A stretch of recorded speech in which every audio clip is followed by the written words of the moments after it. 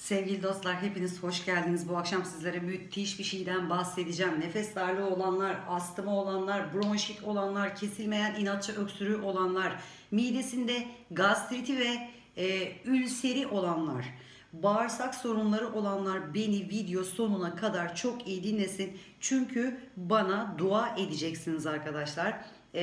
Böyle bir şeyden bahsedeceğim size. Deniz kadayıfından bahsediyorum. İçinizde bilenler olacaktır. Bilmeyenler için ben burada size çok güzel bir tarif vereceğim. Hatta birkaç tarif vereceğim. Çünkü her rahatsızlığınız için farklı şekillerde kullanacaksınız. Hepsini nasıl yapacağınızı tek tek anlatacağım arkadaşlar. O yüzden lütfen ayrılmayın. Şimdi öncelikle hemen başlıyoruz. Öksürük ve balgam için kullanacaksınız arkadaşlar. Bu kesilmeyen inatçı öksürükler, insanı yoran, uyutmayan inatçı öksürükler, bir türlü çıkaramadığınız balgam gibi sorununuz varsa bir ceviz büyüklüğünde deniz kadayıfını kırabiliyorsunuz arkadaşlar. Bunu çok hafif süngerimsi yosunumsu bir şey. Bunu bir ceviz büyüklüğünde koparıyorsunuz. Sütle de yapabiliyorsunuz, ıhlamurla da yapabiliyorsunuz. Evde hangisi varsa. Ihlamurla yapacaksanız eğer şöyle size bir sabah bir akşam çıkacak şekilde hazırlayın örneğin. Yaklaşık 2-3 su bardağı su koyun ıhlamurla yapacak olanlar.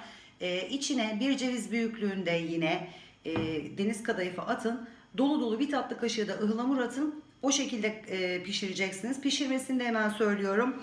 Bunu suya koyuyorsunuz arkadaşlar. Kaynamaya başlıyor. Kaynamaya başladıktan sonra en fazla 1 dakika, en fazla 1 dakika sonra ocağın altını kapatıyorsunuz.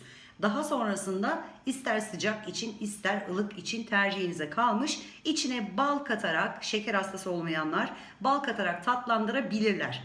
Bunun kıvamı arkadaşlar böyle pelte gibi bir kıvam olacak. Koyu bir kıvamı olacak arkadaşlar.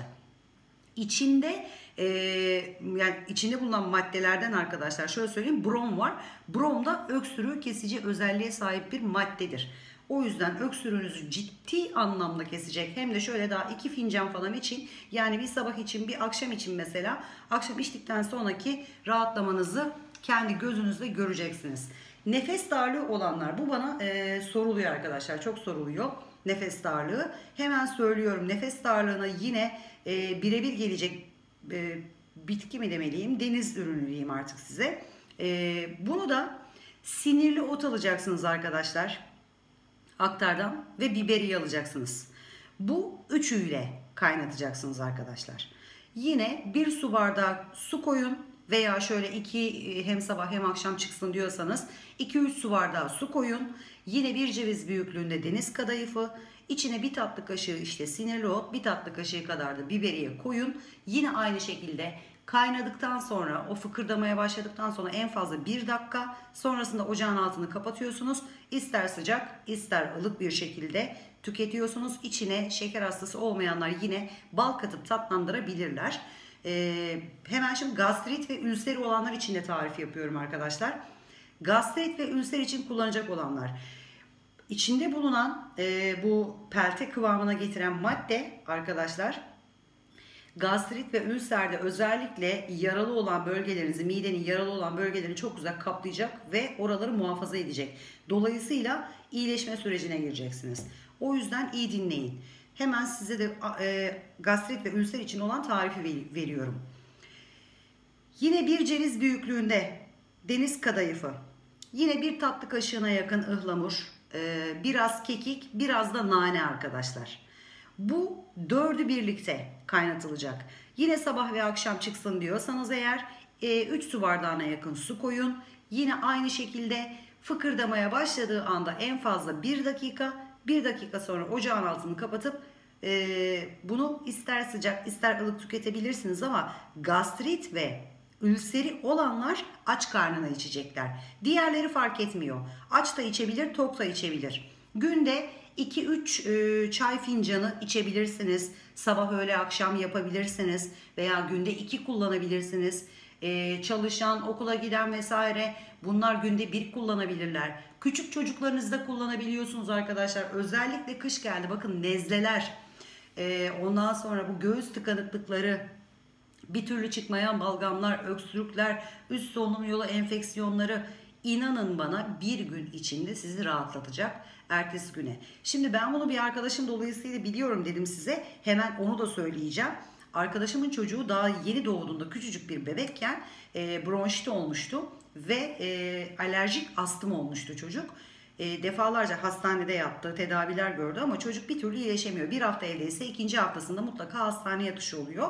Daha sonrasında işte onlara da bir tanıdıkları söylüyor deniz kadayıfı kullanın diye. Ve hakikaten çocuklarına, bebeklerine bunu şöyle söyleyeyim size. Mesela bir Türk kahvesi fincanı kadar bebeklerine yarısını süt, yarısını da deniz kadayıfı kaynatılmış sudan ekleyerek karıştırdılar.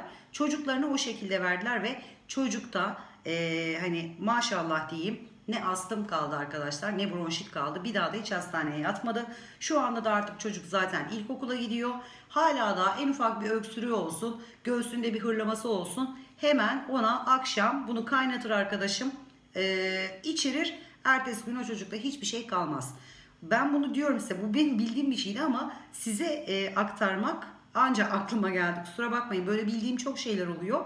Fakat çekmek aklıma gelmeyebiliyor. Aklıma geldiği anda zaten hemen çekip paylaşıyorum. Bir de arkadaşlar bağırsaklar için demiştim. Bağırsaklar için gerçekten çok faydalı. Çünkü hani sümüksü kıvam derler, pelte gibi böyle. O bağırsak floranızı düzenlemeye yardımcı olacaktır. İshalseniz ishalinize iyi geliyor arkadaşlar, bu söyleyeyim. İshal değil de başka türlü bağırsak sorunlarınız varsa onlarda da size çok fayda sağlayacak sindirim sisteminde. İçinde iyot var ama iyot çok az var arkadaşlar. Sodyum, magnezyum, potasyum ve brom var içinde. Dediğim gibi tarifleri bu şekilde. Vücudunuz üzerinde muazzam rahatlama sağlayacak bu içtiğinizde. Bakın bunu içince fark edeceksiniz. Hazmınızı da kolaylaştıracak bu sizin. Bağırsaklarınızı zaten rahatlattığı için özellikle bakın sizi ishal yapmayacak, ishali kesecek ama kabız da yapmayacak sizi. Yani bağırsaklarınız belli bir rutine girecek bununla birlikte. O yüzden hazmınız kolaylaşacak. Vücut üzerinde nefes alma problemleriniz, göğüs tıkanıklarınız da rahatladığı için müthiş, muazzam bir rahatlama hissedeceksiniz. Ve inanın bana, bunu bir kullanışta daha faydasını göreceksiniz. Ve inşallah faydasını görün ki bana da dua edin arkadaşlar. Tarifleri verdim. Herhangi aklınıza takılan bir şey olursa yorumlarda geri dönüş yapabiliyorsunuz bana, biliyorsunuz. Gördüğüm sürece bana ulaşan yorumlar olduğu sürece ve ben gerçekten uygun olduğum sürece herkese tek tek cevap vermeye çalışıyorum arkadaşlar. Veremediklerim varsa lütfen kusuruma bakmasınlar. Çünkü her yorum bana bazen bildirim olarak gelmeyebiliyor, göremeyebiliyorum. Veya aşırı yoğunluktan bazen gözden kaçırabiliyorum. O yüzden ne olur kusuruma bakmayın ama gördüğüm herkese dönmeye çalışıyorum. Şimdi benden bu akşamlık bu kadar arkadaşlar. Lütfen kanala abone olmayı unutmayın. Abone ol butonunun hemen yanında şöyle bir zil işareti var. Eğer onu da açarsanız çekilen her yeni video size yeni bir bildirim olarak gelir. Ayrıca yaptığımız canlı yayınlardan da haberdar olabiliyorsunuz bildirim zilini açarsanız. Eğer videoyu hem bilgilendirici bulduysanız veya kullandığınızda eğer şifa görürseniz veya beğendiyseniz lütfen arkadaşlar beğen tuşuna basın ki bu video daha ihtiyacı olabilecek birçok kişiye de fayda sağlasın inşallah. Bilinen herhangi bir zararı yok arkadaşlar yapılan araştırmalarda. Yani şu yan etkisi bu yan etkisi vardır diye bir şeyi yok deniz kadayıfının. O yüzden sadece bal ile tatlandırılma konusunda şeker hastaları dikkat etsinler, kafi. Dediğim gibi bu akşamlık bu kadar. İnşallah en yakın zamanda çok daha güzel videolarda, çok daha bilgilendirici konularla birlikte tekrar hep beraber olalım. Lütfen bizimle kalın, sağlıkla kalın, hoşça kalın.